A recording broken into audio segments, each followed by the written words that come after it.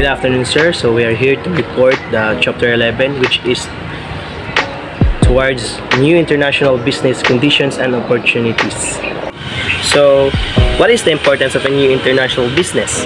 International business also increase competition in domestic markets and introduces new opportunities to foreign markets. Global competition encourages companies to become more innovative and efficient in their use for resources. For consumers, international business introduces them to the variety of goods and services.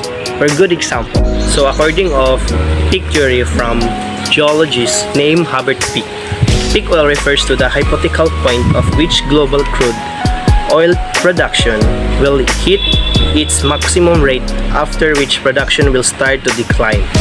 So which state the oil production follow the bell-shaped curve. So world oil reserves, the world has proven reserves equivalent of 46.6 times its annual consumption level. This means it has about 47 years of oil left.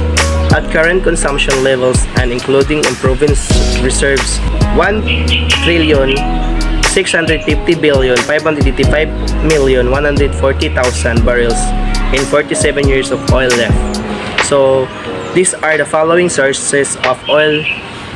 So in Saudi Arabia, Russia, United Arab Emirates, Canada, United States, Iran, Iraq, Venezuela, Kuwait, Nigeria, Libya, Kazakhstan, and Qatar. Leonardo Morger and other gas experts says that in crude or oil reserve in 163,000 million tons as end of 2005. So it means 40.6 reserve to the production ratio, almost 1,000 barrels per second. Global management and global culture in fast-growing region. The first is global management and culture provide more opportunity than for entrepreneurs to expand the business for opportunities worldwide. And the second is China and India have realized in their political and cultural history.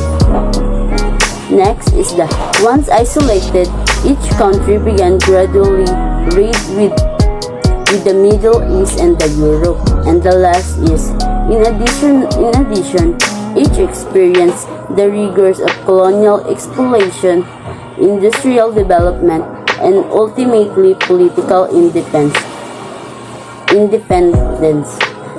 Makita nato ni sa table 11.1. Mo ni siya ang timeline featuring some of the significant historical developments in China and India. Towards a new concept of global entrepreneurship. The first is global entrepreneurship refers to entrepreneurship done on worldwide basis. Bali mo ng kanang worldwide basis sa global management. And the second is global entrepreneurs are those who seek out and conduct new innovative business activities like kanang exporting, licensing, opening a new sales, or acquiring another venture across national borders.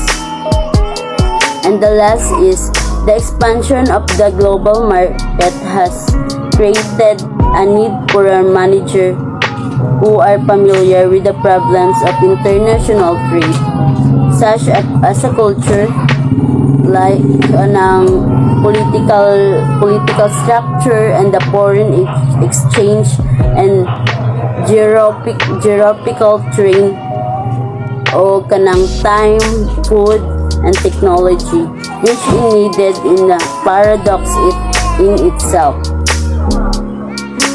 What is more important than traditional management demands and contingency approach to the ever-changing environment? This means the choice of management system and style depends on the nature of the country and the people involved. Globalization is a problematic to small and medium-sized firms who are planning to enter the international market. They face a difficult decision regarding the choice of governance method. Great Britain Prime Minister Tony Blair 2005 stated, "In this modern world, there is no security or prosperity at home unless we deal with the global changes of conflict, terrorism, climate change, and poverty." Mr. Blair went on to say self-interest and mutual interest are inextricably linked, as Tony Blair put in his speech about globalization. Culture, as observed, is the sum of beliefs, rules, technique, institutions, and artifacts that characterize human populations. When considering the ethics of company, one can view the conduct of an international organization to decide if they neglect the correct procedures to gain an ethical consensus on the mainstream program they realize in less advantageous